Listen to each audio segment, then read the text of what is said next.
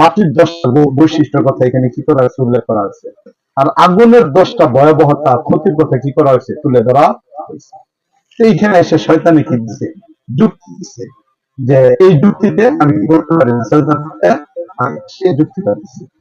আর আদম আলাইহিস সালামকে যখন জিজ্ঞেস করা হয়েছে, আদম আলাইহিস সালাম সাথে সাথে বলছেন রব্বানা যালামনা আনফুসানা, আল্লাহ ভুল করে ফেলেছেন।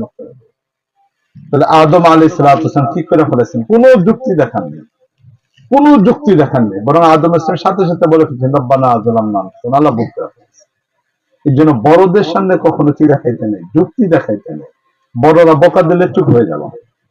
যদিও তোমার কাজটা ঠিক, যিনি বলছেন ওনার কাছে হয়তো ভুল মেসেজ গেছে, ওনার কাছে হয়তো ব্যাখ্যা গেছে, ভুল গেছে, যার কারণে তিনি রাগ করে ফেলেছেন, কিন্তু তাৎক্ষণিক ভাবে কোনো যুক্তি না, সাথে সাথে বলে ফেলানো ধরো ঠিক আছে, এরপরে ওনার মেজাজটা ঠিক হয়েছে, উনি একটু স্বাভাবিক